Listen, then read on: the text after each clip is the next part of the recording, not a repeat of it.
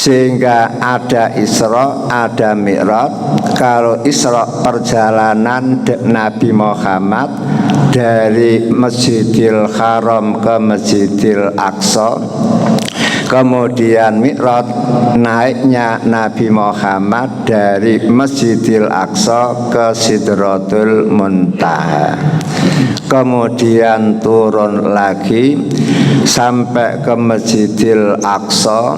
Kemudian kembali lagi di Masjidil Haram kurang dari 1 malam. Itulah makna Isra dan Mi'raj. Kemudian apa yang bisa kita ambil pelajaran dari Isra Mi'rajnya Nabi?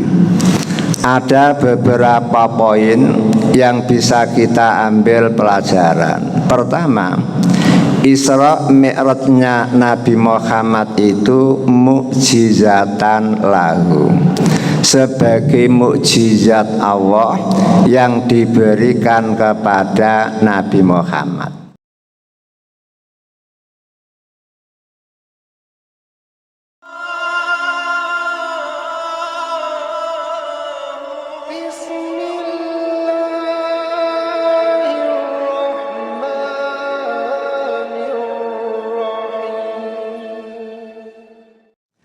Assalamualaikum warahmatullahi wabarakatuh. Bismillahirrahmanirrahim. Alhamdulillahi rabbil alamin. Wassalatu wassalamu ala nabiyyinal amin Muhammadin wa alihi wa sahbihi ajma'in, amma ba'du. Hadirin Bapak Ibu jamaah pengajian rahimakumullah.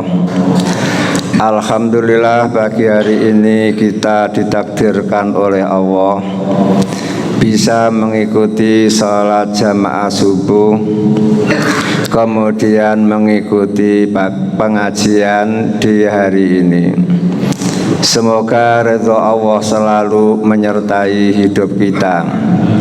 Semoga jeripaya kita diterima oleh Allah sebagai amal sholih yang bermanfaat untuk kehidupan kita di dunia, di alam barzah hingga di akhirat nanti.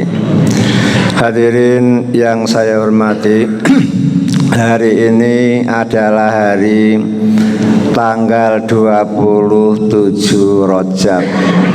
Berarti pada hari ini kita mengenang peristiwa Isra Mi'raj yang pernah dialami oleh Nabi Muhammad. Oleh karena itulah maka pagi hari ini saya akan sedikit membahas tentang Isra dan Mi'raj. Walaupun Isra Mi'raj itu bahasa Arab, namun bahasa ini sudah tidak asing lagi di telinga kita, dan juga tidak asing lagi di lidah kita, sehingga kita biasa mengucapkan Isra Mi'raj. Telinga kita pun sudah biasa mendengar Isra dan Mi'raj. Namun mengapa perlu diulang? Karena memang metode Al-Quran itu tikrori, suka mengulang-ulang. Karena orang belajar Al-Quran tidak mungkin dari Al-Fatihah sampai Qul a'udzu birabbin nas secara rutin sekali seumur hidup.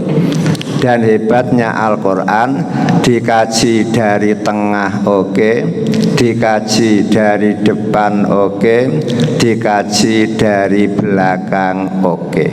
Itulah Al-Quran. Lah kemudian apa Isra itu? Yang dimaksud Isra dalam Islam adalah perjalanan di malam hari dari Masjidil Haram ke Masjidil Aqsa yang jaraknya sekitar 1.500 kilo. Kalau naik bis 1 hari 2 malam. Kalau zaman sekarang, Pak. Kalau zaman dulu berjalan naik onta itu 40 hari. Kemudian yang dimaksud dengan Mi'raj adalah naiknya Nabi Muhammad dari Masjidil Aqsa ke Sidratul Muntaha. Itu yang dimaksud Mi'raj. Sehingga ada Isra, ada Mi'raj. Kalau Isra perjalanan Nabi Muhammad dari Masjidil Haram ke Masjidil Aqsa. Kemudian Mi'raj naiknya Nabi Muhammad dari Masjidil Aqsa ke Sidratul Muntaha. Kemudian turun lagi sampai ke Masjidil Aqsa. Kemudian kembali lagi di Masjidil Haram kurang dari 1 malam. Itulah makna Isra dan Mi'raj. Kemudian apa yang bisa kita ambil pelajaran dari Isra Mi'rajnya Nabi? Ada beberapa poin yang bisa kita ambil pelajaran. Pertama, Isra Mi'rajnya Nabi Muhammad itu mukjizatan lahu, sebagai mukjizat Allah yang diberikan kepada Nabi Muhammad.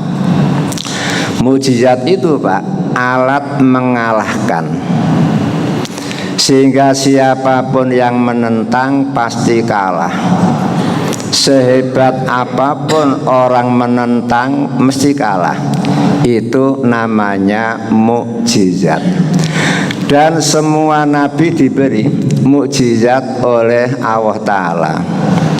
Dan rata-rata mukjizat itu sifatnya mirip dengan tingkatan pengetahuan manusia tertinggi, Pak. Jadi sifat mukjizat itu mirip-mirip dengan tingkatan pengetahuan tertinggi manusia. Makanya Nabi Musa hidup pada zaman perkembangan ilmu sihir yang luar biasa. Sehingga masyarakat kalau punya anak kepingin sekali anaknya jadi tukang sihir. Kalau punya anak jadi tukang sihir, hidupnya makmur, karena akan diangkat oleh Fir'aun menjadi pendukung-pendukungnya. Sehingga cita-cita mereka seperti itu. Lah gara-gara perkembangan ilmu sihir terlalu menonjol pada saat itu, maka Nabi Musa diberi mukjizat oleh Allah mirip-mirip dengan ilmu sihir. Sehingga tongkat Nabi Musa bisa berubah menjadi hayatun tas'a, ular yang bisa bergerak-gerak dan bisa memakan apapun yang ada di sampingnya. Jangankan kita kalau melihat tidak takut, Pak. Fir'aun saja yang mengaku menjadi ana rabbukumul a'la, aku adalah Tuhan kalian yang paling tinggi, itu pun takut, Pak. Jangankan kita, Nabi Musa sendiri saja ketika pertama kali melihat tongkatnya itu menjadi ular, Nabi Musa kabur, Pak. Sampai Allah mengatakan la takhaf, wahai Musa, kamu jangan takut, pegang saja, nanti dia akan kembali menjadi tongkat lagi. Begitu, Pak. Kemudian di samping tongkat, Nabi Musa pun diberi mukjizat oleh Allah persis seperti itu. Tangan bisa memancarkan sinar yang cahayanya luar biasa seperti matahari, Pak. Sehingga membuat orang yang melihat langsung belalaen dan tidak tahu apa-apa. Dan masih banyak lagi seperti banjir darah. banjir belalang, banjir kumalang, kutu Pak. Sehingga kalau zaman sekarang yang berkutu itu rata-rata yang rambutnya banyak itu. Kalau bapak-bapak sedikit rambutnya tidak ada kutu. Namun pada zaman Nabi Musa dan Fir'aun yang namanya kutu itu luar biasa. Tidak hanya bulu kepala, namun bulu kemaluan pun berkutu. Saking banyaknya kutu pada waktu itu. Dan masih banyak lagi yang lain. Beda lagi dengan Nabi Isa. Nabi Isa diutus oleh Allah di zaman perkembangan ilmu kedokteran, sehingga mulai berkembang ilmu kedokteran itu. Maka Nabi Isa diberi mukjizat oleh Allah mirip-mirip seperti ilmu kedokteran, sehingga Nabi Musa bisa tubriul akmaha, bisa menyembuhkan orang buta. Buta sejak lahir Pak. Kalau buta sejak lahir itu dokter-dokter sulit Pak ya. Namun Nabi Isa bisa dengan disentuh-sentuh dengan mukjizat Allah kembali bisa melihat. Wal abrasa, Nabi Isa pun bisa menghilangkan orang-orang yang kehilangan zat pigmen, sehingga kulitnya putih-putih tembelong-tembelong, yang bahasa Al-Qur'annya abros. Orang yang kena belang putih gara-gara kekurangan zat pigmen. Maka panjenengan harus mengkonsumsi makanan itu sesuai dengan apa yang dibutuhkan oleh organ tubuh, sehingga semua organ tubuh terpenuhi. Dokter tidak ada yang bisa mengobati itu. Sampai sekarang belum ada obatnya. Satu-satunya cara untuk mengobati orang yang terkena penyakit belang putih itu apa? Disuntik 7 kali Pak, untuk menghilangkan pewarna, sehingga yang hitam-hitam menjadi putih semuanya. Itu caranya. Seperti Michael Jackson itu, karena bosan dengan kulit yang warnanya hitam, kemudian disuntik paket 7 kali ya berapa itu, kemudian hilang zat pewarnanya, akhirnya kulit kembali kepada aslinya, yaitu putih Pak. Kalau ada yang mangkak itu namanya karena zat pewarna. Samalah dengan hewan yang bernama tikus. Kalau dia mati kemudian terendam dalam air, insya Allah walaupun aslinya itu hitam, berubah menjadi putih, karena memang asli kulit itu adalah putih. Seperti itu.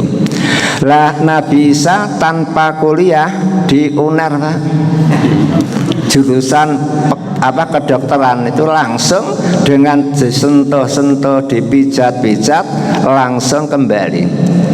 Yang tidak ada warnanya kembali punya warna dan lain sebagainya. Bahkan lebih dahsyat lagi, Nabi Isa pun bisa tuhyil mauta biidnillah, menghidupkan al mauta Pak, orang-orang yang sudah mati.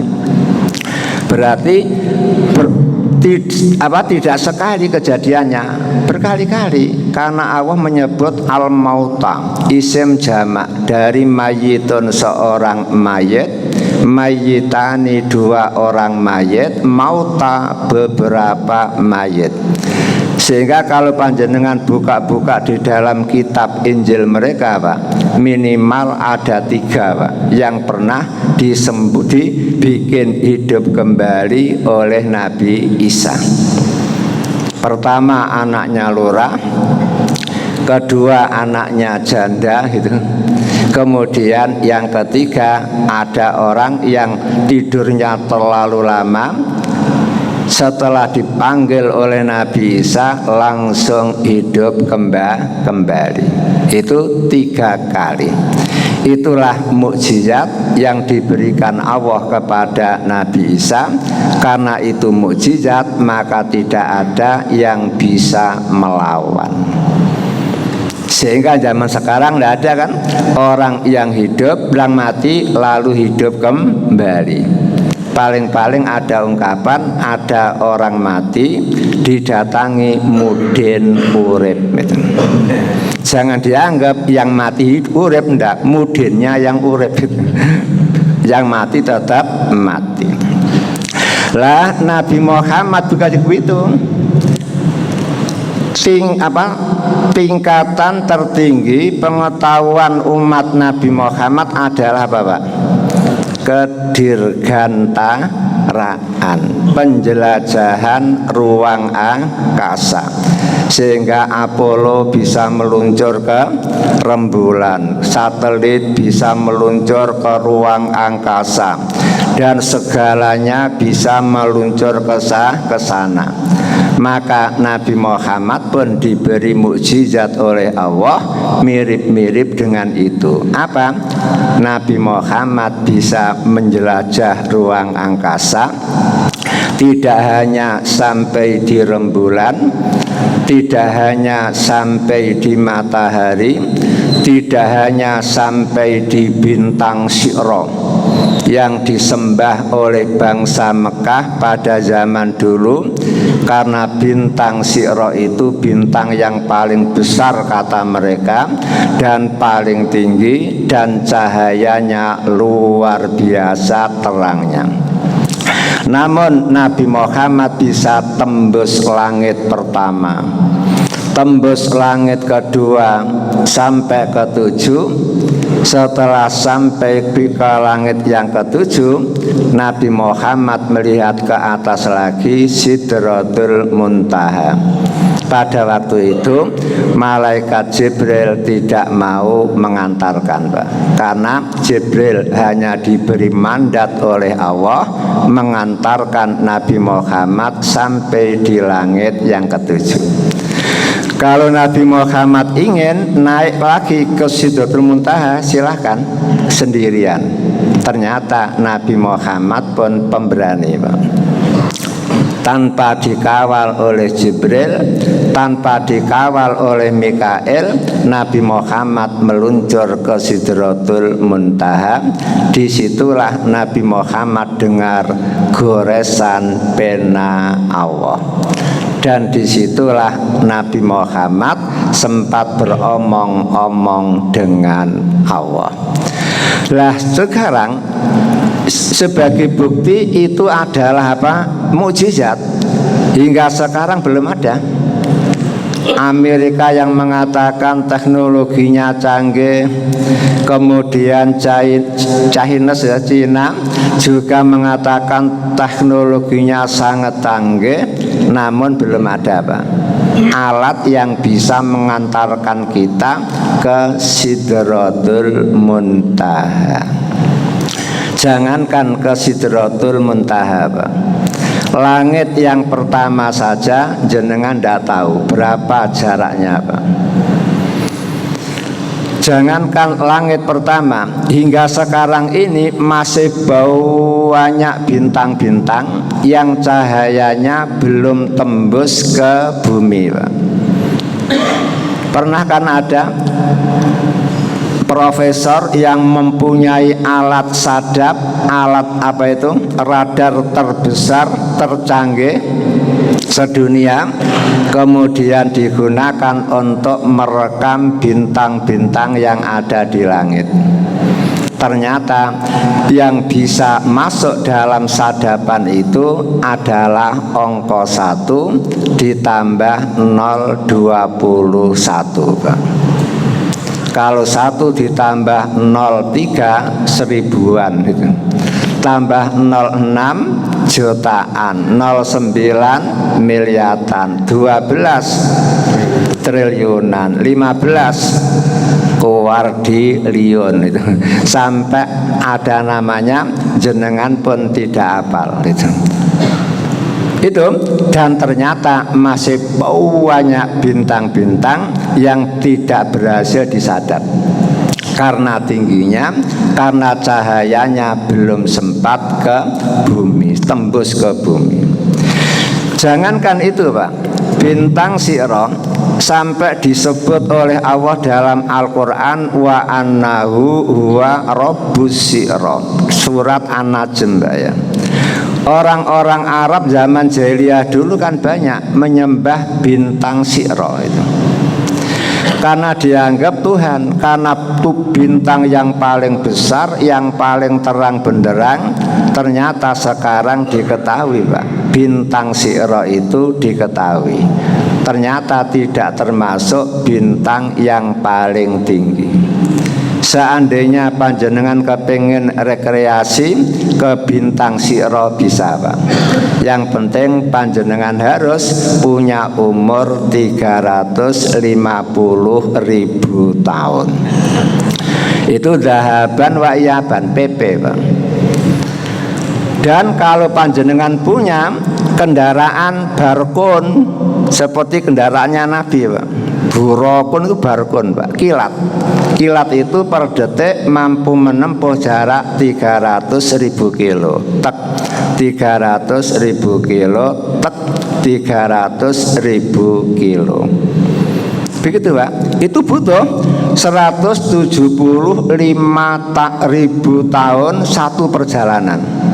Kemudian beristirahat di bintang Syi'ra sehari saja, kemudian kembali lagi ke bumi butuh 175.000 tahun, sehingga zahaban wa iyaban PP itu membutuhkan umur 350.000 tahun. Ada yang punya umur seperti itu. Manusia yang paling panjang umurnya sedunia hanya Nabi Nuh. Itu saja umurnya hanya 1780 tahun. Itu kata Ibnu Abbas itu. Apa ada jenengan punya kendaraan yang kecepatannya seperti barkun? Kendaraan tercepat itu milik Leonardo apa? Sepak bola ya Pak, Ronaldo itu kan punya jet Pak ya. Itu kecepatannya per jam itu mencapai 1.300 kilo itu. Kalau pesawat panjenengan kan hanya antara 680 sampai 800 kilo per jam itu ya. Sehingga antara Juanda dengan apa? Dengan Jeddah hanya sekitar segitu, 11 jam bahkan lebih sedikit itu. Karena hanya jaraknya kan 8.650 kilo. Itu jarak kita dengan apa? Mekah sana. Jangankan bintang Syi'ra Pak, matahari itu kan jaraknya dengan kita 150 juta kilometer Pak. Perjalanan itu hanya 8 menit Pak. Namun hingga sekarang belum ada orang yang berhasil menginjakkan kakinya di matahari. Itulah bukti kalau Isra Mi'raj Nabi Muhammad merupakan mukjizat. Hanya perlu diketahui, para nabi, para rasul diberi mukjizat oleh Allah. Dan mukjizat mereka itu rata-rata satu Pak, khisyun, mukjizat khisi, yang bisa dilihat oleh mata, yang bisa didengar oleh telinga. Hanya itu, sehingga siapa yang melihat itulah yang untung karena menyaksikan mukjizat. Namun kalau tidak ikut datang waktu itu berarti tidak tahu. Itu mukjizat khisi. Semua nabi dikasih, sampai Nabi Muhammad pun dikasih punya mukjizat bisa memukul rembulan jarak jauh, kemudian omong-omong dengan batu, kemudian omong-omong dengan onta, omong-omong dengan pohon. Semuanya itu mukjizat khisi yang hanya bisa dinikmati oleh siapapun yang ada pada waktu itu. panjenengan tidak hanya cukup mendengarkan saja. Kemudian Nabi Muhammad ditambah lagi diberi mukjizat Allah yang bernama akli. Kalau para nabi tidak hanya hissi semuanya. Kalau Nabi Muhammad di samping dikasih mukjizat hissi juga diberi mukjizat akli, yaitu Al-Quran. Ternyata Al-Quran itu mukjizat akli. Ulama tolal mada jududun. Al-Quran itu semakin lama usianya, isi-isinya semakin tampak baru karena kebenaran yang disampaikan oleh Al-Quran. Coba seperti di dalam Al-Quran surat Al-A'raf, surat yang ke-7 ayat ke-50. Allah mengatakan wanada ashabun nar ashabal jannah an afidhu alaina minal ma au mimma razaqakumullah qalu inna wa harramahuma alal kafirin. Setelah penghuni surga masuk surga, penghuni neraka masuk neraka. Surga tertutup, neraka pun tertutup. Namun mengapa penghuni neraka bengok-bengok memanggil-manggil kepada penghuni surga? Lalu mereka mengatakan an afidhu alaina minal ma au mimma razaqakumullah. Wahai teman-temanku yang ada di surga, tolong lemparkan kepadaku makanan-makanan surgawi, tumpahkan kepadaku air-air surgawi. Kemudian penghuni neraka surga mengatakan inna wa harramahuma alal kafirin. Wahai temanku, maafin saya, Allah melarang kami memberikan makanan surgawi, minuman surgawi kepada kalian. Dari sini jenengan tahu jarak surga dan neraka kan jauh gitu. Dan kalau mereka sudah masuk ke dalam surga, pintu surga pun tertutup. Ketika mereka masuk ke dalam neraka, neraka pun tertutup. Namun mengapa penghuni neraka bisa melihat penghuni surga? Penghuni surga bisa melihat penghuni neraka. Dan mengapa pula jarak sejauh itu penghuni surga, penghuni neraka bisa saling beromong-omong? Pada zaman ayat ini turun, Pak, orang hanya satu, sam'iyah, cukup percaya karena ini Al-Quran. Tidak perlu merekayasa atau berpikir mustahil apa, tidak begitu, enggak. Pokoknya nu'minu bi ayatillah, kami beriman dengan Allah.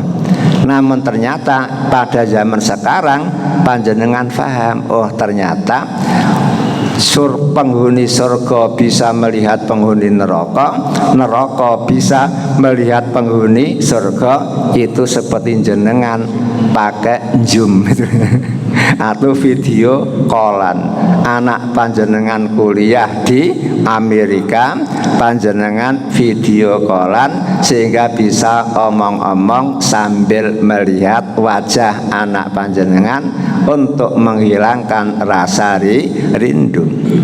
Itu baru diterima. Kalau zaman dulu tidak ngerti sama sekali.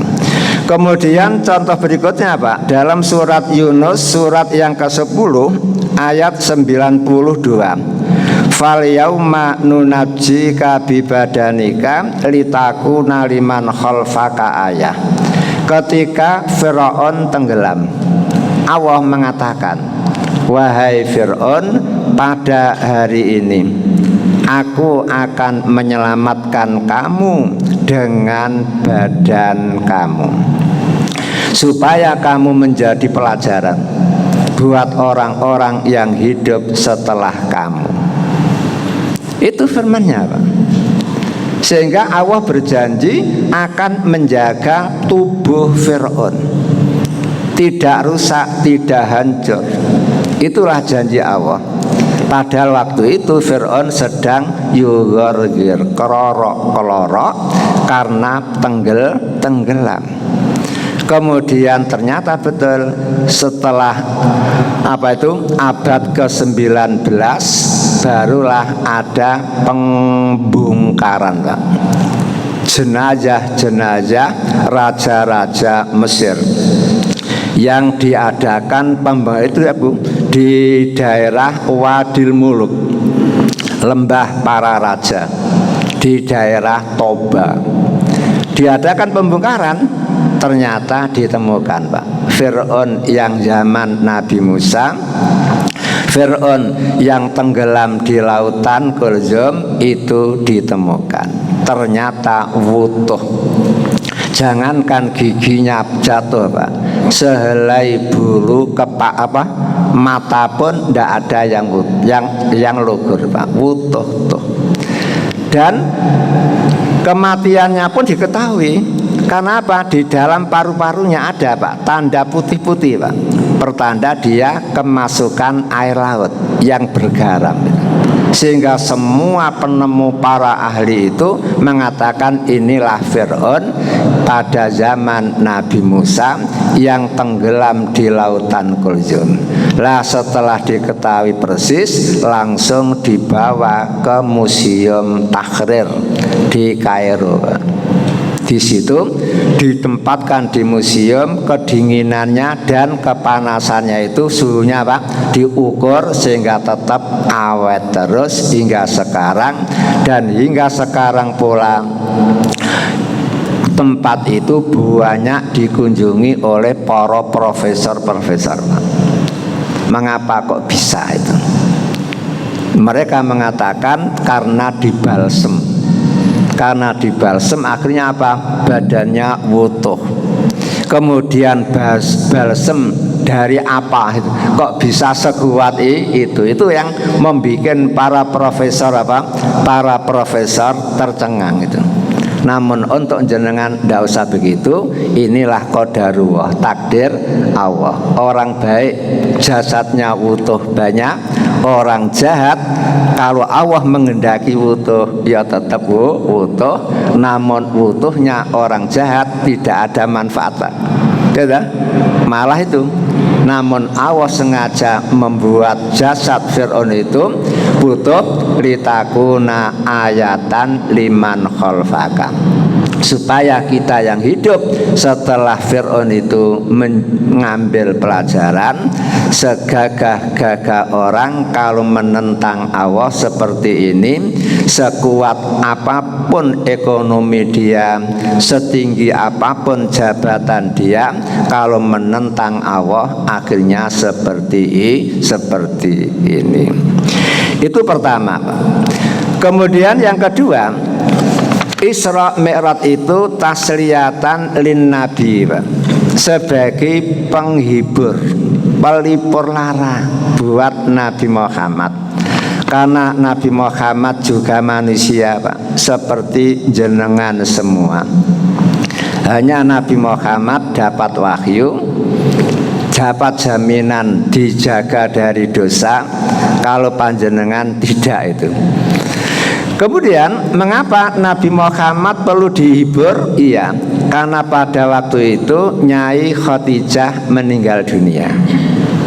Padahal Nyai Khadijah untuk Nabi Muhammad seperti sayap untuk burung.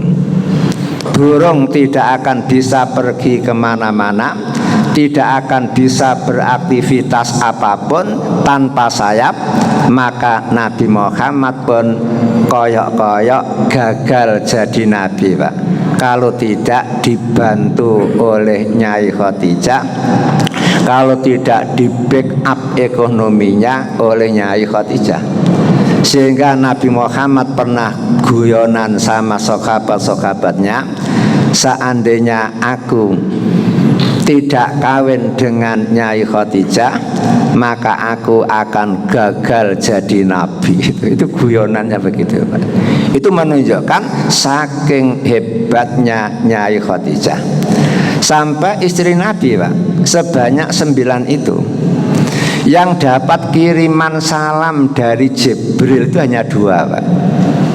Pertama Nyai Khadijah. Sehingga setelah Jibril omong-omong dengan Nabi, kemudian selesai, Jibril pamitan lalu ngomong, bi salamku kepada istrimu Khadijah, begitu. Lalu pergi. Setelah itu Nabi mengatakan, dek, dapat salam dari Jibril. Pada waktu itu Nyai Khadijah menjawab, alaika wa alaihis salam.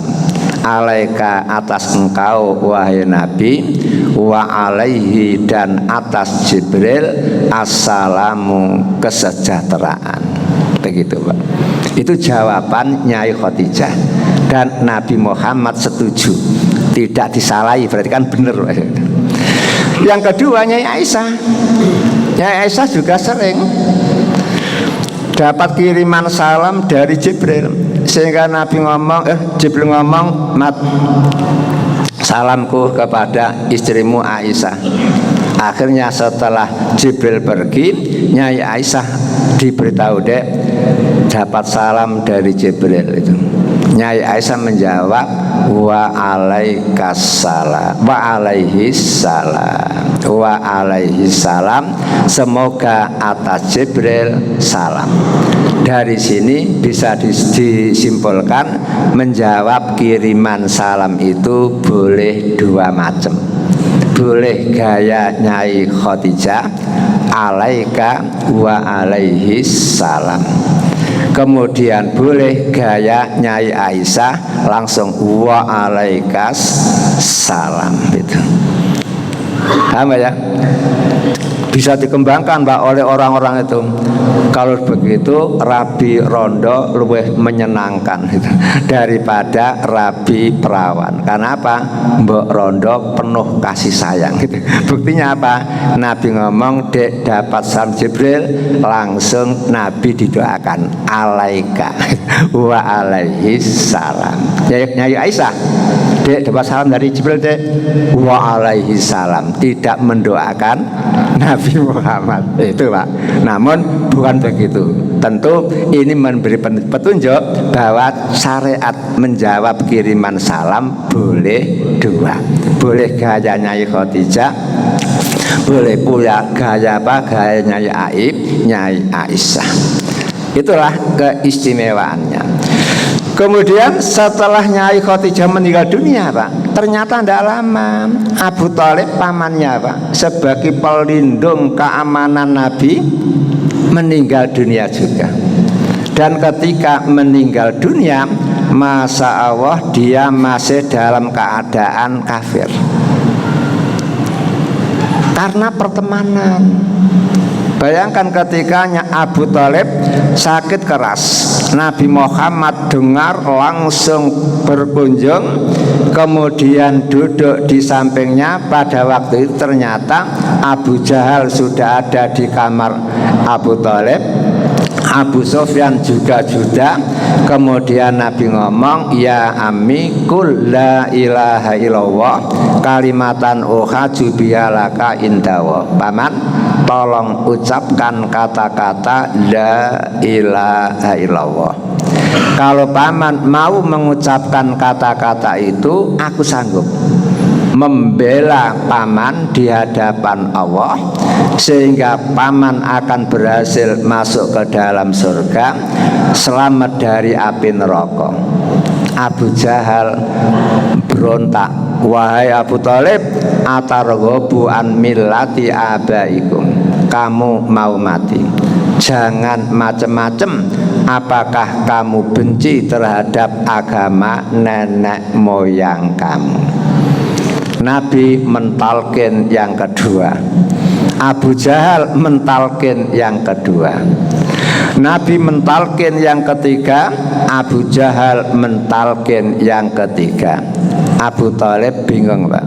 Akhirnya milih pertemanan itu, milih Abu Jahal. Akhirnya belum sempat mengucapkan la ilaha illallah, Abu Jahal sudah menghembuskan, Abu Thalib menghembuskan nafas terakhir, sehingga mati belum Islam. Abu Jahal seweneng Pak, memberi pengertian Abu Thalib saja sebagai paman Nabi, pelindung Nabi, tidak mau masuk Islam. Itu menunjukkan Islam itu agama yang salah. Kemudian Nabi Muhammad ngomong, wahai paman, aku akan memintakan ampun kepada Allah untuk paman malam unha, selama aku tidak dilarang. Baru ngomong semacam itu Pak, lah kok Jibril turun menyampaikan satu ayat dalam surat At-Taubah ayat 113. Maka nalin nabiyyin waladina amanu ayyastaghfiru lil musyrikin walau kanu ulil qurba.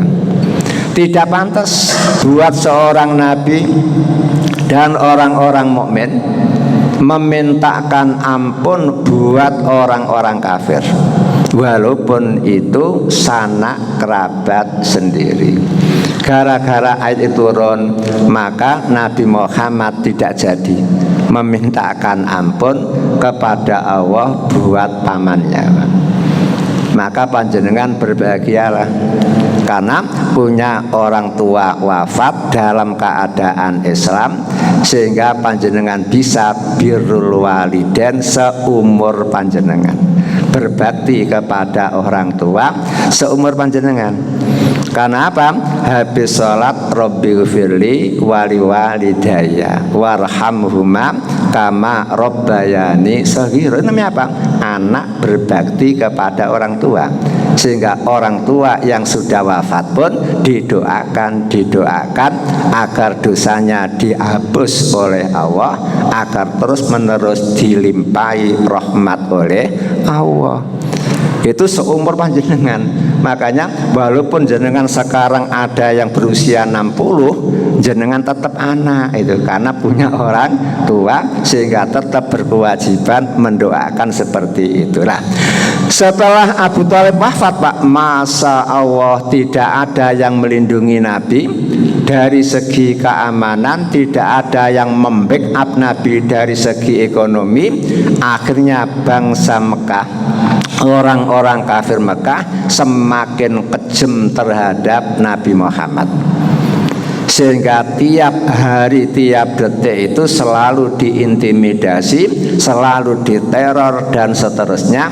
Akhirnya secara diam-diam Nabi Muhammad pergi ke Taif, jalan kaki Pak, dengan anak angkatnya saja yang bernama Zaid. Malam hari keluar dari Mekah pergi ke Taif, padahal jaraknya sekitar 60 kilo Pak ya. 60 kiloan. Itu kemudian setelah sampai di sana berdakwah, ternyata tidak disambut kedatangannya, malah tokoh-tokoh Taif menyuruh preman-preman bayaran untuk mengusir Nabi, menyiksa Nabi, memukuli Nabi, sampai Nabi Muhammad kakinya berdarah-darah. Kemudian Zaid sampai kepalanya pun berdarah-darah. Lalu anak-anak kecil pun dikerahkan untuk memperolokkan dan untuk menghinakan. Nabi Muhammad langsung terus saja lari keluar dari Taif, kemudian terdampar di kebun anggur, kemudian berteduh di situ. Disitulah ketemu Adas, itu ketemu Adas, budak yang menjaga kebun. Kemudian Adas disuruh menyerahkan satu dompol anggur kepada Nabi Muhammad. Setelah diberi, Nabi ngomong bismillah, lalu makan. Adas terkagum-kagum, loh, di Arab kok ada orang menyebut bismillah itu. Kata Nabi, loh, kamu dari mana? Saya dari Newawi itu. Oh, dulurku di sana, Nabi Yunus itu. Sampai Nabi, iya. Itulah akhirnya apa? Di Taif Nabi Muhammad berhasil mengislamkan satu. yaitu adas.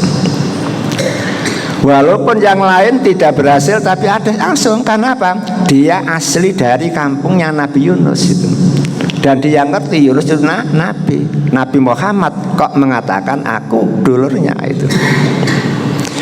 Kemudian ketika Nabi Muhammad kembali pulang, Pak, Nabi Muhammad sholat malam. Lah kok ada segolongan dari bangsa jin yang mendengar bacaan Al-Quran Nabi. Nabi Muhammad tidak tahu kalau ada jin-jin yang mendengarkan. Setelah Nabi Muhammad selesai, Nabi Muhammad duduk bersandar di bukit. Saking serunya Nabi Muhammad berdoa kepada Allah, batu kaki bukit itu, Pak, lah kok lagak cekong gitu kena sikutnya Nabi Muhammad. Saking serunya sampai disebut apa? Masjid Kuk gitu. Sehingga kalau panjenengan berada di Taif, jenengan akan melihat Masjid Adas. Di situ sekarang dibangun masjid. Kemudian di perjalanan antara Taif dan Mekah ada Masjid Awalek itu. Namanya Masjid Kuk. Cukup batu-batu ditutup susun aja dan tidak diperbaiki. Karena apa? Lahannya sempit pas dengan embong.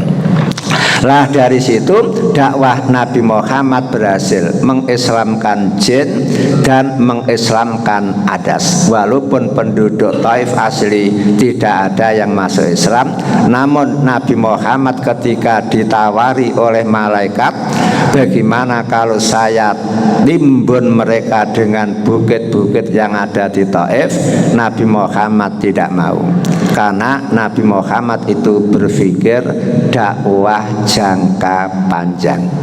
Kata Nabi, tidak apa-apa, sekarang mereka menolak ajaranku, namun aku berdoa kepada Allah, moga-moga dari tulang punggung mereka lahirlah generasi-generasi yang mau beriman kepada Allah, yang mau beriman kepada Rasulullah.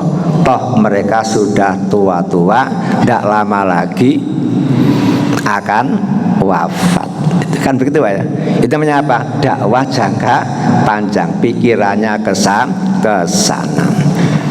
Lah setelah sampai apa? Sampai ke Mekah, Pak, itu pun ada jaminan, Pak. Dijamin dilindungi oleh tokoh kafir, Pak. Sehingga Nabi Muhammad bisa. Lah begitulah penderitaan Nabi, sedih ditinggal mati oleh istri, sedih ditinggal mati oleh pamannya dalam keadaan masih kafir, kemudian sedih karena tekanan-tekanan dari orang kafir luar biasa. Maka pada saat itulah Allah menyuruh Jibril dan Mikail untuk mengajak Nabi Muhammad rekreasi, Pak, dari Masjidil Haram ke Masjidil Aqsa. Kalau jenengan umroh plus habis umroh, jalan-jalan ke Palestina, Yerusalem. Kemudian setelah sampai di Masjidil Aqsa, meluncur, Pak, sambang Nabi Adam, sehingga ketemu Nabi Adam di langit pertama, Pak. Dalam keadaan duduk, Nabi Adam pun senang. Dia mengatakan, selamat datang Nabi Muhammad, anak yang soleh, Nabi yang soleh. Namun Nabi Adam melihat ke kanan nangis, tertawa. Melihat ke sebelah kiri menangis. Mengapa? Ternyata di sebelah kanan itu ada ruh umatnya, kemudian di sebelah kiri ada ruh umatnya. Nabi tanya, Bril, kenapa? Nabi Adam kalau menengok ke kanan senang, tertawa, kalau menengok ke kiri kok menangis. Kata Jibril, iya, yang ada di sebelah kanan itu adalah keluarga anak cucu beliau calon surga.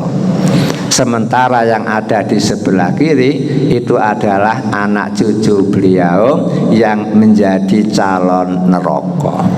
Nabi Muhammad bisa menyimpulkan, oh berarti Nabi Adam lebih berat daripada saya.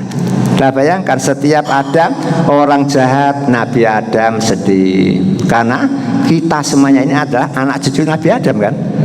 Ada orang berbuat baik, Nabi Adam seneng, senyum-senyum, tertawa, begitu Pak.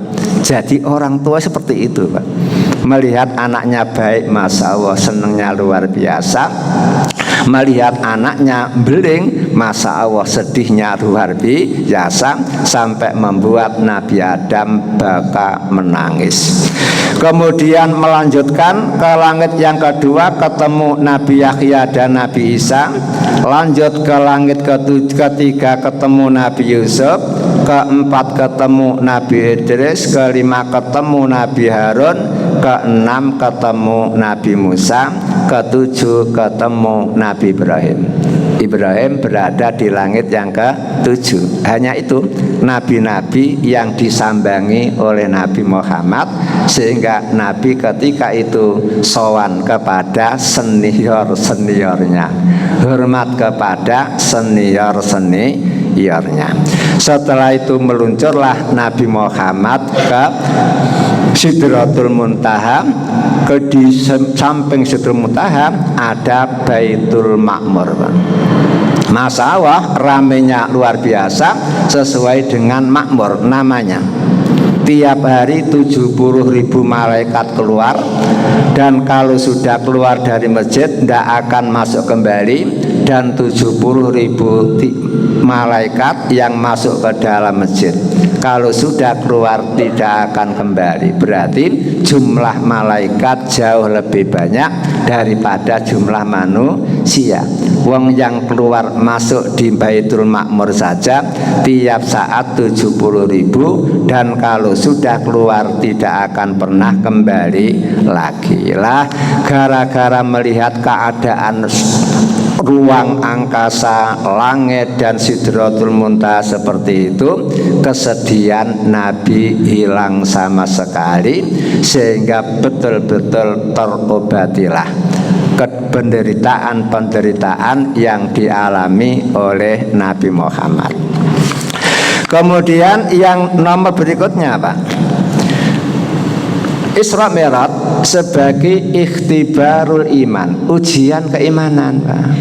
Jadi peristiwa Isra Mi'rajnya Nabi Muhammad ini sebagai ujian keimanan. Karena ujian keimanan ada yang lulus, sehingga tetap beriman kepada Allah dan percaya dengan peristiwa Isra Mi'raj, namun ada yang tidak lulus. Mengapa ada yang lulus, ada yang tidak? Iya Pak, karena kemampuan lihat untuk manusia itu ada 3 tingkatan Pak. Kemampuan lihat untuk manusia itu ada 3 tingkatan. Pertama, melihat dengan mata telanjang. Lah kalau melihat sesuatu dengan mata telanjang seperti hewan kan, hanya yang kelihatan yang dekat, yang kelihatan yang gede, yang jauh tidak kelihatan, kemudian yang kecil tidak kelihatan, yang terpandang kelihatan, yang tidak terpandang juga tidak kelihatan. Itu kalau melihat sesuatu dengan mata kepala. Yang kedua, melihat dengan ilmu Pak. Karena melihat dengan ilmu, maka terwujudlah mikroskop, teleskop. Dengan mikroskop, maka baksil-baksil yang kecil yang tidak bisa dilihat oleh mata telanjang bisa kelihatan karena mikroskop. Teleskop untuk melihat yang jauh-jauh, yang tinggi-tinggi. Dengan teleskop mata telanjang tidak mampu menjangkau, akhirnya dengan teleskop terjangkaulah, sehingga diketahui oh ternyata matahari ketinggiannya hanya 150 juta kilometer. Oh, Bintang Siro masih bisa dijadikan tempat rekreasi kalau punya umur 350.000 tahun. Kendaraannya bargon, kan begitu. Itu teleskop. Namun yang ketiga, Pak, melihat dengan mata iman. Nah, ini yang canggih, Pak. Kalau melihat dengan mata kepala, tidak tahu raqib dan atid gitu. Kalau melihat dengan ilmu mikroskop dan teleskop, raqib atid pun tidak kelihatan kan. Namun dengan iman, melihat dengan mata iman, orang tahu, oh di kanan saya ada Mas Raqib, oh di kiri saya ada Mas Atid. Kemudian ada surga kelihatan, neraka kelihatan, Allah pun kelihatan dengan mata iman. Malaikat Munkar Nakir pun kelihatan dengan mata iman.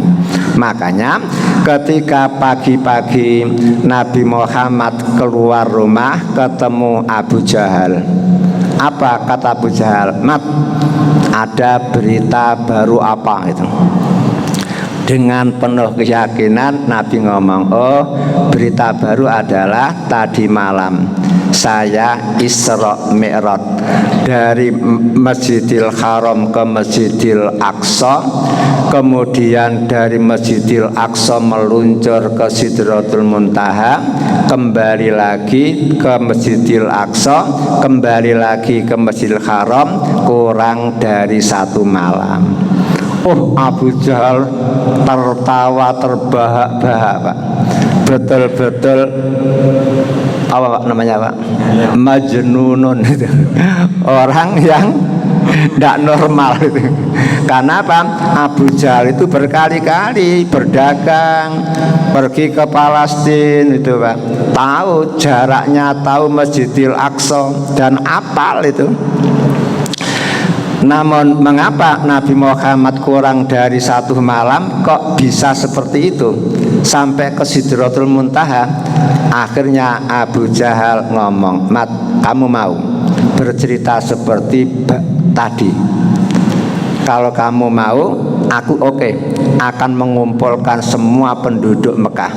Aku yang ngundang, aku yang membiayai snacknya, unjukannya. Yang penting kamu mau ngomong semacam itu. Tujuannya apa? Ingin membuktikan kalau Muhammad betul-betul akalnya kurang waras itu. Itu maksudnya apa? Sanggup mengeluarkan biaya banyak untuk mengundang mereka dan menjamu mereka. Akhirnya Nabi Muhammad oke, siap itu. Kemudian Abu Jahal pulang, siap-siap, Pak. Dalam perjalanan ketemu Abu Bakar.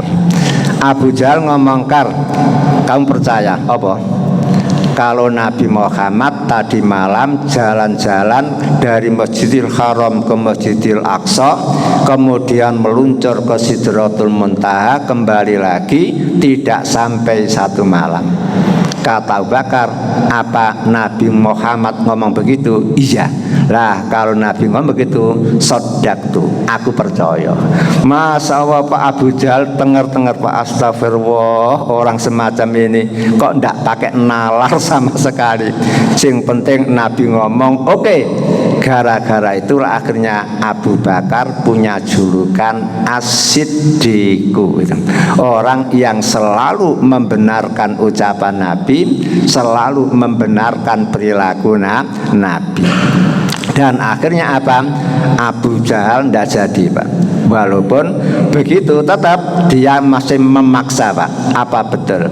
Akhirnya Abu Jahal ketika ketemu Nabi Muhammad lagi, Nabi ditanya, Mat, kalau betul kamu ke Masjidil Aqsa, sekarang saya tanya, di dalam Masjidil Aqsa ada berapa tiang? Lucu, Pak. Nabi Muhammad kan ndak mahasiswa, ndak siswa, sehingga ndak perlu ngapalo cagak itu. Sama dengan juga Pak, kalau tanya pintu Masjidil Haram berapa, Pak? Gak ngapal kok, ndak apal, walaupun jangan berkali-kali ke sana kan begitu. Namun Nabi Muhammad akhirnya Nabi Muhammad berdiri di atas Hijr Ismail, Pak. Lah kok oleh Allah ditunjukkan Masjidil Aqsa sehingga Nabi bisa menjawab sekian gitu. Kemudian jendelanya sekian, apapun yang ditanyakan Abu Jahal semuanya dijawab oleh Nabi dan benar. Karena Abu Jahal dan teman-teman itu biasa ke sana karena berdagang mampir ke situ begitu. Nabi Muhammad tidak pernah punya proses seperti itu. Hanya karena mukjizat sajalah Nabi Muhammad bisa menjawab itu semua. Lah dari sini maka peristiwa Isra Mi'raj adalah ujian keimanan. Nabi Abu Bakar sukses imannya, Abu Jahal gagal, dan hingga sekarang masih banyak orang yang tidak percaya. Sampai ada mengatakan Isra Mi'rajnya Nabi Muhammad itu ruhan, hanya rohnya saja, seperti orang mimpi itu, bukan jasadan bersama jasadnya. Padahal Allah ngomong Subhanalladzi asra bi abdi. Kata-kata abdun itu apa? Gabungan roh dan badan jasmani. Dengan demikian kita wajib percaya kalau itu betul-betul terjadi, dialami oleh Nabi Muhammad. Kemudian yang keempat, yang bisa kita ambil pelajaran dari Isra Mi'raj Nabi yang keempat adalah apa? Ahamiyatu fardhis shalah. Ini menunjukkan betapa pentingnya kewajiban salat. Rukun Islam 5 kan? 4 rukun. Nabi Muhammad berada di bumi, Jibril datang turun ke bumi, langsung menyampaikan. Kewajiban puasa, Nabi Muhammad di bumi, Jibril yang datang menyampaikan. Kewajiban haji, ya Nabi Muhammad berada di bumi, Jibril datang lalu menyampaikan kewajiban itu. Begitu pula apa yang lain. Namun sholat tidak. Jibril turun ke bumi lalu mengajak Nabi Muhammad naik ke langit menemui Allah Ta'ala, sehingga setelah sampai di Sidratul Muntaha lalu Nabi Muhammad dibebani oleh Allah sholat 50 kali sehari semalam. Nabi Muhammad pun sami'na wa ata'na, manutlah. Namun setelah turun ke langit ke-7 ketemu Nabi Ibrahim. Nabi Ibrahim itu mirip Nabi Muhammad. Pokoknya dikongkon Allah ya oke lah begitu. Begitu. Kemudian langsung turun ke langit ke-6 ketemu Nabi Musa. Nabi Musa tanya, Muhammad, kamu diberi beban apa? Salat. Berapa kali sehari semalam? 50 kali. Astagfirullah, umatmu tidak akan kuat. Jangankan umatmu, umatku loh yang gagah-gagah perkasa-perkasa tidak kuat. Apalagi umatmu kan masih semakin kecil-kecil gitu. Mumpung di sini silakan minta purtingan oleh Allah itu diskon itu. Jadi Pak, berarti apa? Memang Nabi Musa itu termasuk tipe apa Pak? Agak ngeyalan. Kemudian Nabi Muhammad nurut kepada seniornya Pak, langsung naik ke atas minta diskon. Kemudian akhirnya Allah memberi apa? Potongan 5 kali, sehingga tinggal 45. Ketika turun sampai kepada Nabi Musa, tanya lagi, ternyata hanya diberi potongan 5 oleh Nabi Musa. Mumpung masih di sini, naiklah minta lagi itu sampai 9 kali Pak. Setelah tinggal 5 kali ketemu Nabi Musa, gak kuat mat umatmu 5 kali itu, minta tambah itu. Kata Nabi Muhammad, wahai Nabi Musa, Allah sudah ngomong itu paling akhir. Khamsun wahiyya khamsun. Walaupun kewajiban salat untuk umatku hanya 5 kali, namun nilai pahalanya seperti 50 kali. berarti syariat Nabi Muhammad ringan sekali, pahalanya berbobot Pak, mengalahkan orang umat-umat terdahulu. Lah karena ini menunjukkan betapa pentingnya sholat, ternyata memang sholat itu luar biasa hebatnya Pak, sehingga para sahabat menilai Pak, tidak ada perintah agama yang bila ditinggalkan menyebabkan orang jadi kafir, hanya sholat Pak. Orang Islam tidak puasa Ramadan tanpa udzur Pak, tidak kafir Pak, tetap Islam, tapi dia dosa besar. Orang Islam yang mampu haji tidak haji Pak, dosa Pak, tapi tetap dianggap orang Islam. Orang Islam yang punya harta sampai nisab dan sudah 1 tahun ternyata tidak mengeluarkan zakat, ya dosa tok Pak, tapi tetap dianggap orang Islam. Namun begitu ada orang ngaku berislam, ternyata sholat tidak mau sama sekali, maka fakot kafaro, maka kafirlah dia, seperti itu. Sehingga sholat itu luar biasa. Kemudian yang kedua Pak, puasa merukun Islam. Bila ada udzur, orang Islam boleh tidak puasa karena sakit, bepergian, atau memang tidak kuat, boleh tidak puasa. Namun ada istilah qadha, ada istilah fidyah. Untuk pergi, untuk sakit qadha, untuk yang tidak kuat membayar fidyah. Haji kalau tidak mampu tidak apa-apa. Zakat kalau tidak mencapai nisab tidak apa-apa, berarti bisa ditinggalkan. Namun salat tidak ada istilah ditinggalkan Pak. Sehat wajib sholat, sakit wajib sholat, di rumah wajib sholat, kemudian dalam perjalanan tetap wajib sholat. Tidak ada dispensasi untuk meninggalkan sholat. Lah karena sholat itu tidak bisa ditinggalkan dalam keadaan dan situasi apapun, maka di dalam sholat ada beberapa rukhsah. Kalau tidak bisa wudhu, ya tayamum, kan begitu ya. Kalau tidak bisa dengan berdiri, ya sholat dengan duduk. Tidak bisa sholat dengan duduk, ya sholat dengan berbaring. Tidak bisa sholat dengan berbaring, ya disolati. Berarti sudah almarhumah. Karena sholat tidak bisa ditinggalkan Pak, maka Islam memberi rukhsah. Apa? Ada istilah jamak, menjamak Pak. Yang bisa dijamak itu apa? Maghrib sama isya, duhur sama asar. Jangan sekali-kali subuh dijamak dengan duhur. Itu tidak ada hukumnya, tidak pernah dibenarkan oleh Nabi. Kemudian ada lagi qashar. Apa qashar? Meringkas Pak. Salat yang 4 rakaat menjadi 2. Berarti yang bisa diqashar itu hanya isya, duhur, asar. Subuh tidak bisa diqashar Pak, sehingga nanti 1 rakaat itu. Maghrib juga tidak bisa, nanti 1 rakaat setengah itu tidak bisa. Yang bisa hanya 4 rakaat.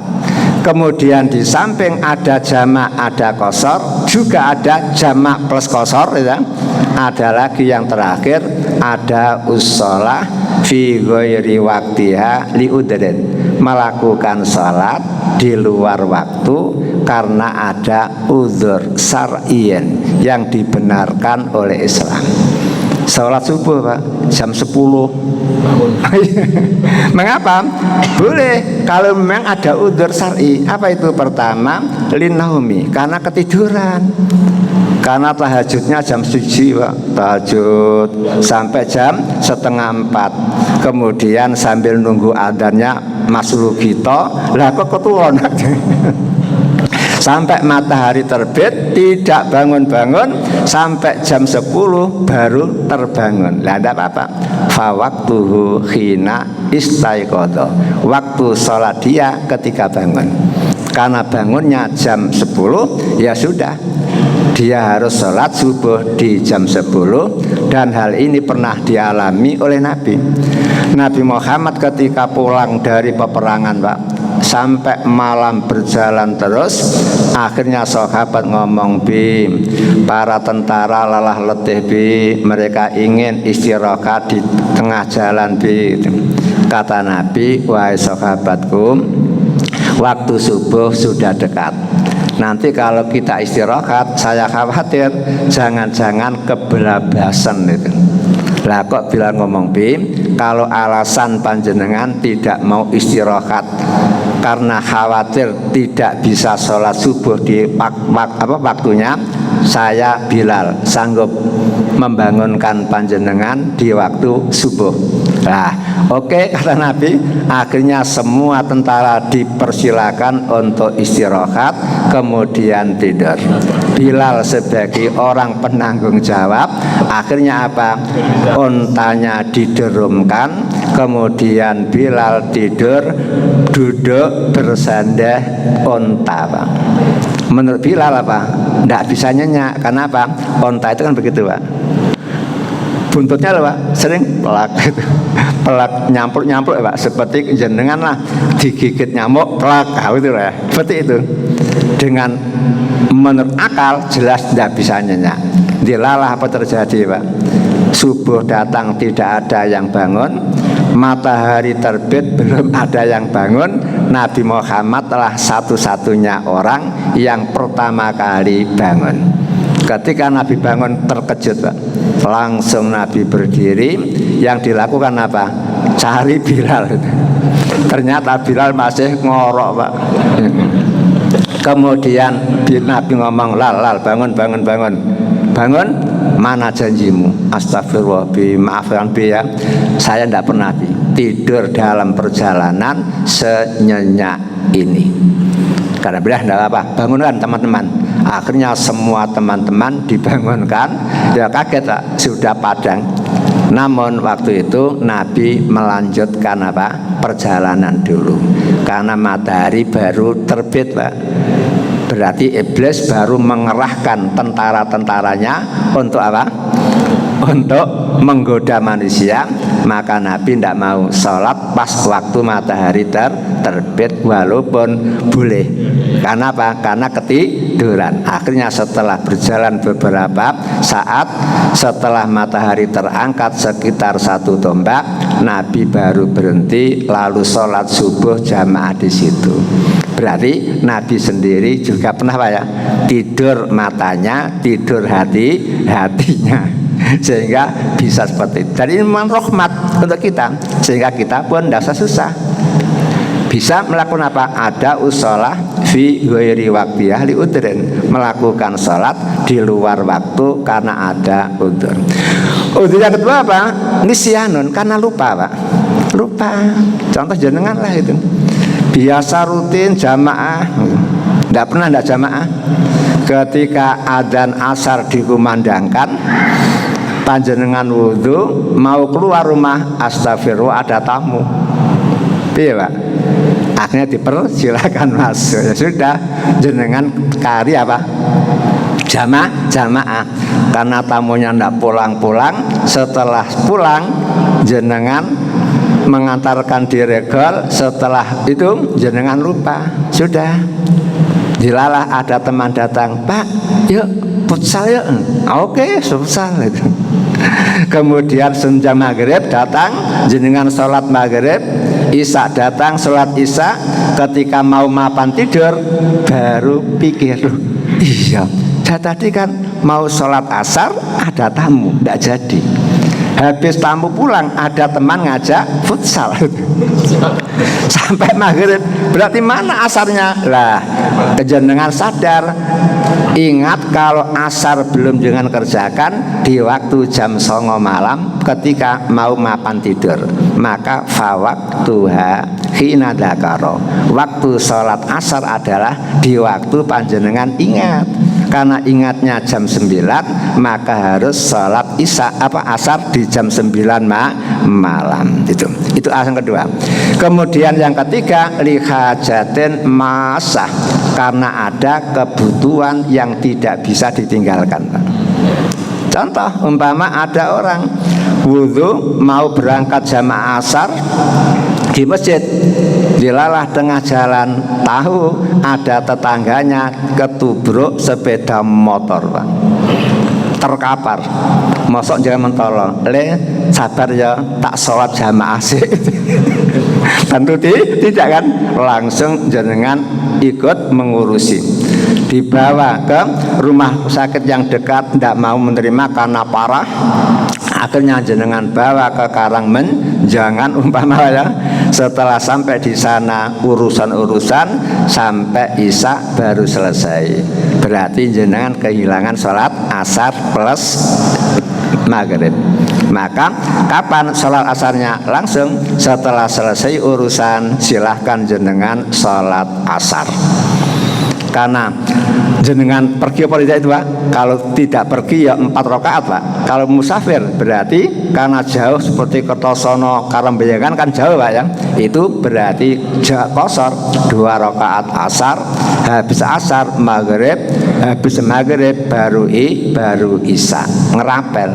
Kalau gaji ada rapelan maka sholat pun bisa merapel, termasuk ada tonggo, Pak. Tidur telung dino telung bengi tidak bangun-bangun sampai orang tuanya takut ada apa, didatangkan dokter, diperiksa, ternyata dia minum obat tidur. Bagaimana, Pak? Ketika bangun 5 sholat sehari semalam ditinggal kali 3 15, Pak ya. Kalau niatnya itu bukan untuk itu, Pak, maka dia harus apa? Melaksanakan sholat di luar waktu karena ada udzur. Gak sengaja, Pak, niatnya itu ben tenang langsung tidur 1 jam 2 jam cukup itu. Ternyata bablas telung dino. Nah, itu makanya harus melakukan sholat ngerapel sesuai dengan yang ditinggalkan. Itu, Pak. Dengan demikian sholat itu tidak bisa ditinggalkan sama sekali. Ini menunjukkan betapa pentingnya sholat.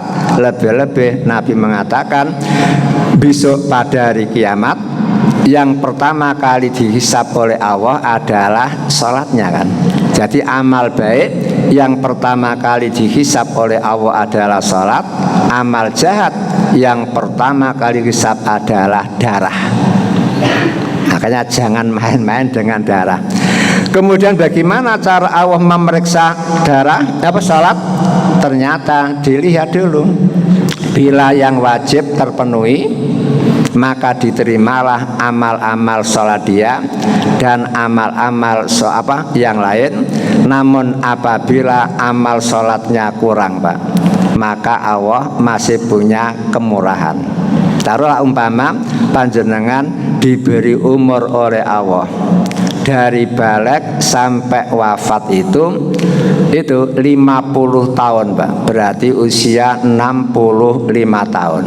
Berarti sholat panjenengan yang wajib, Pak, harusnya adalah 91.250. Kemudian dilalah kok kurang 250 umpama, Pak. Begini ini Allah ngomong, hei malaikat, lihat apakah dia ini punya simpanan sholat sunnah apa tidak. Akhirnya malaikat operasi, Pak, ngecek di BCA dicek, di BRI dicek, di Mandiri dicek, ada ndak? Ternyata ditemukan, Pak, amal sholat sunnah dia. Setelah disetorkan Allah, maka yang sunnah itu digunakan untuk menambal apa? Bolong-bolongnya sholat wajib. Bila terpenuhi barulah amal sholat itu diterima oleh Allah. Begitu pula kewajiban yang lain, Pak. Puasa Ramadan itu kalau ada satu saja yang bolong, Pak, juga repot, tidak akan diterima. Makanya panjenengan jangan hanya puasa wajib, yang sunnah pun harus dikerjakan. Karena apa? Puasa sunnah pun pada hari kiamat besok bisa untuk menambal bolong-bolong puasa wajib panjenengan. Zakat ya begitu. Kalau panjenengan ketika menghitung zakat kurang teliti, sehingga mestinya harus mengeluarkan zakat 100 juta karena simpanan panjenengan 4 miliar Pak ya, kan rubu'ul usri Pak ya, 1/4 dari 1/10 bahasa Nabi Pak. Berarti 4 miliar dibagi 10 berapa Pak? 400 bagi 4 Pak, berarti 100 juta. Dilalah jenengan ngitungnya hanya 75 juta yang dikeluarkan. Berarti kurang berapa? 25 juta. Maka insya Allah lubang-lubang ini bisa ditempel dengan apa? Sodaqah sunnah wa kadzalika, dan seperti itulah perintah-perintah yang lain. Maka jenengan tidak cukup melakukan yang wajib, yang sunnah pun harus dikerjakan. Hadirin Bapak ya, sekian mari kita akhiri dengan doa kafaratul majelis. Subhanakallahumma wa bihamdika asyhadu an la ilaha illa anta astaghfiruka wa atubu ilaik. Walhamdulillahi rabbil alamin wal afu minkum. Assalamualaikum warahmatullahi wabarakatuh.